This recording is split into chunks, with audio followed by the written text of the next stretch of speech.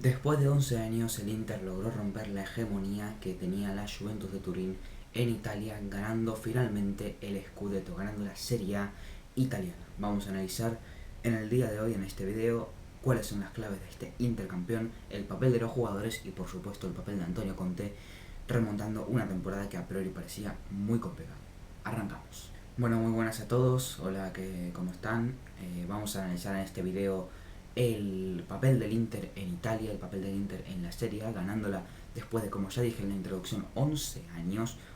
de los cuales 9 fueron Scudettos ganados por la Juventus de Turín, que tenía una hegemonía total y completa en Italia. Y vamos a analizar por qué este Inter, después de lo que parecía una temporada asiaga, sobre todo por su ridículo papel en la Champions League, en la que quedó cuarto en fase de grupos y por tanto ni siquiera clasificó a la UEFA Europa League, vamos a analizar las claves de este Inter de Antonio Conte y cómo se proclamó campeón de Italia. Primero que nada hay que empezar hablando de los jugadores y vamos a empezar de atrás para adelante, es decir, del arco hacia los delanteros. Y como no, tenemos que empezar hablando del arquero, del Samir Handanovic. En 34 partidos encajó 29 goles, es decir, menos de un gol por partido, un promedio espectacular para ser un arquero, sobre todo en un equipo de la élite como es el Inter. 14 arcos a cero, es decir, en 14 partidos no recibió ningún gol y 2,2 paradas por partido. Hay que comentar primero que nada que sí que es cierto que en la primera vuelta de la temporada Handanovic es un arquero muy acostumbrado a hacer paradas milagrosas, en ese sentido un poco a lo Iker Casillas. Siempre en cada partido del Inter no podían irse los nerazzurri sin una gran parada de Handanovic que podía salvar los 3 puntos tranquilamente.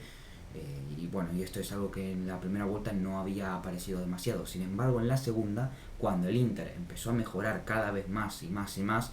y evidentemente también coincidió con el bajón de forma del Milan, que habrá que ver si en algún momento hago algún video analizando el bajón que ha tenido el rival justamente del campeón de la Serie A.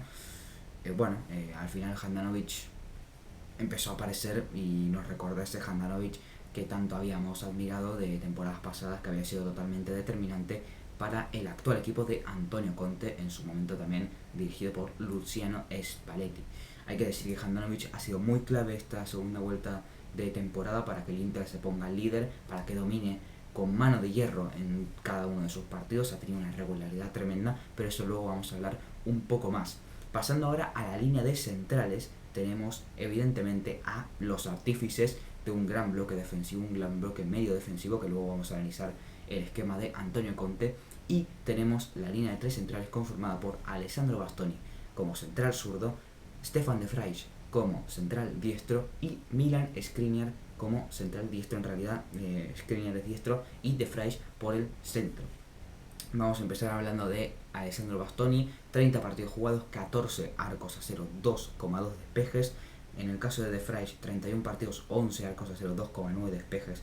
Todo esto por partido. Y Skriniar, 30 partidos, 12 arcos a cero y 2,5 despejes. Para analizar esta línea defensiva hay que decir que no son centrales que se caractericen especialmente por sacar el balón jugado, salvo Alessandro Bastoni. En el caso de este central italiano, un prospecto espectacular que ya se ha sentado en la élite, sin lugar a dudas, el canterano del Atalanta, llegó al Inter la temporada pasada y se empezó a conformar sacándole minutos, por ejemplo, a centrales de muchísima jerarquía y una carrera impresionante como lo ha sido Diego Godín, que de hecho esa temporada se ha terminado marchando porque no tenía hueco y no se terminó de adaptar a la línea de 3 centrales de Antonio Conte. Y Bastoni le robó el lugar, se asentó en ese puesto de central zurdo y la verdad que es un central que saca muy bien la pelota, pero en este caso no se caracteriza tanto como podemos imaginarnos por ser un central con un desplazamiento en corto, sino que coincidiendo un poco con ese típico estilo italiano conocido como catenaccio, ¿no? En ese sentido tiene un poco de características, un central que utiliza muy bien el desplazamiento en largo, es muy bueno desplazando la pelota en largo.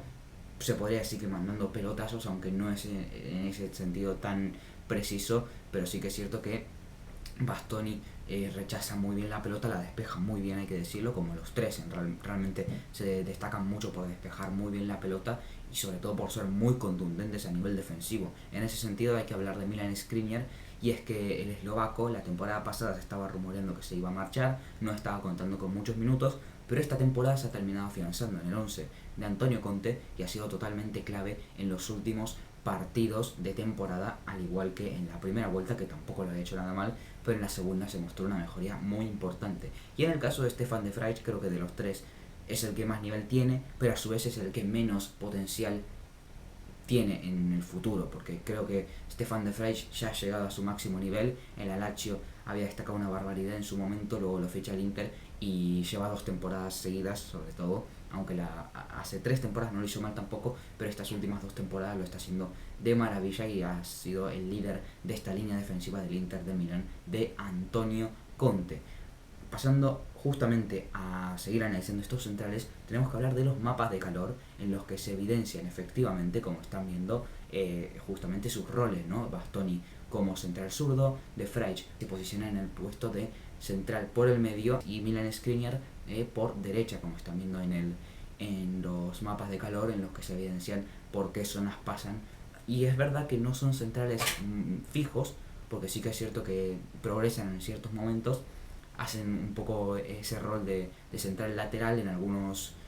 momentos. Es verdad que tampoco se mandan mucho el ataque porque con los carrileros profundos que tiene el Inter evidentemente no se lo precisa,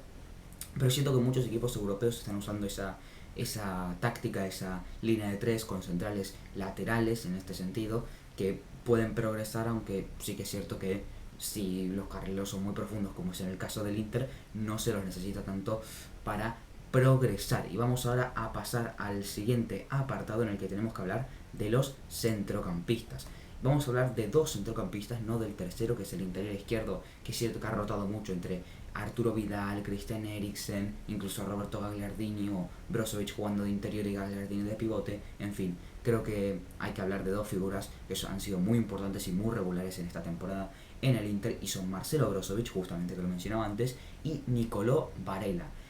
En este sentido, el ex centrocampista del Cagliari, desde que llegó Antonio Conte, se ha conformado totalmente como un indiscutible en el equipo, uno de los mejores centrocampistas del calcio sin lugar a dudas, y tiene un futuro tremendo este centrocampista. Vamos a hablar más que nada de las estadísticas de ambos dos. El pivote croata, que en 30 partidos provee 1,4 pases clave por encuentro y 1,7 entradas también por partido. Y en el caso de Nicolò Varela, en 33 partidos, exactamente las mismas estadísticas, que eso es algo bastante chocante porque promedian exactamente los mismos pases clave y las mismas entradas por partido. Hay que decir que en este sentido Brozovic no es un pivote normal, porque Brozovic es un jugador que también tiene bastante recorrido y bastante llegada, no es un pivote móvil como lo podría ser en su momento Sergio Busquets o como podría ser considerado Casemiro. Es un pivote más moderno, que incluso ha jugado como interior, como ya dije antes, en vez de Gagliardini como pivote y Brozovic como interior zurdo. Pero creo que como pivote, en este sentido, en la formación de Conte, puede encajar muy bien, porque es un jugador que corre mucho hacia atrás, pero corre mucho hacia adelante. No progresa tanto porque, en este sentido, estoy repitiendo mucho la palabra en este sentido, pero bueno, Varela y el interior zurdo, que está intercambiado entre, como ya dije antes, Eriksen y Vidal, tienen bastantes llegadas de segunda línea, que me estoy adelantando un poco a todo esto, pero bueno, luego lo vamos a analizar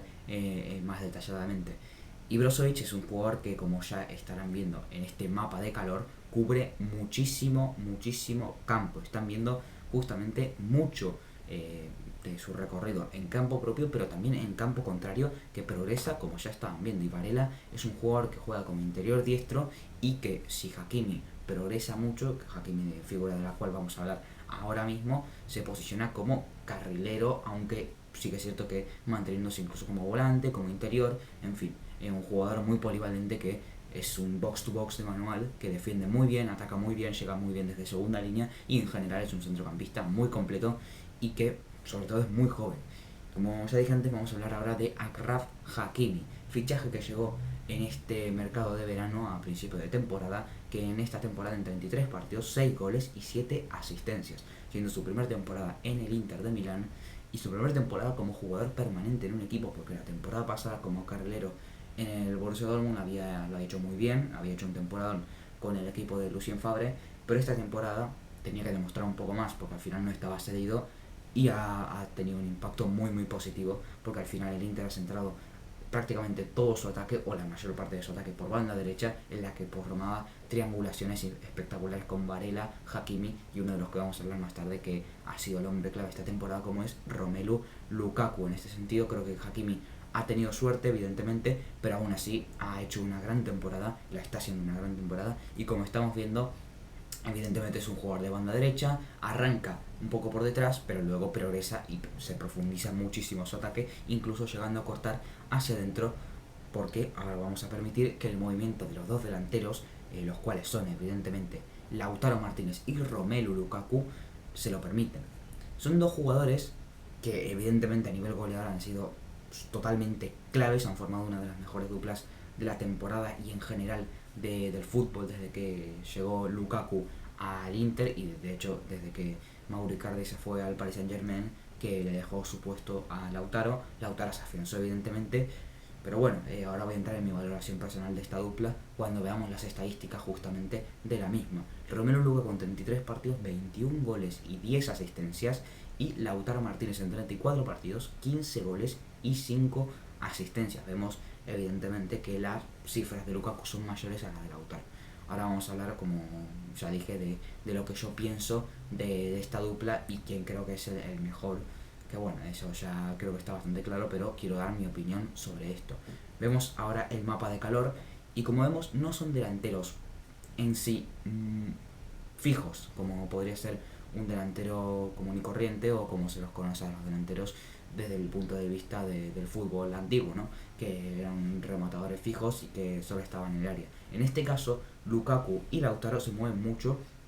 tanto Lautaro por banda izquierda como Lukaku por banda derecha, caen mucho hacia esa banda. De hecho vemos que Lukaku incluso colabora un poco más que Lautaro en campo propio, aunque es verdad que Lautaro en ese sentido puede progresar un poco más por banda izquierda y acompañar al carrilero zurdo que juegue, ya sea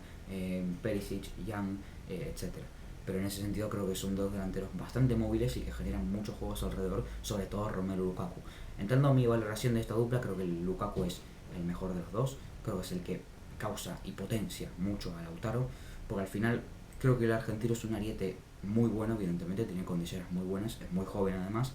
pero creo que si no juega acompañado de otro delantero que le pueda generar un poco más de juego, porque Lukaku juega mucho de espaldas y puede generar mucho peligro, los jugadores corriendo hacia adelante, Lukaku aguantando los centrales y fijándolos, y creo que puede causar mucho peligro para los rivales, y Lautaro aprovecha en este sentido mucho la potencia y las cualidades de Romelu Lukaku para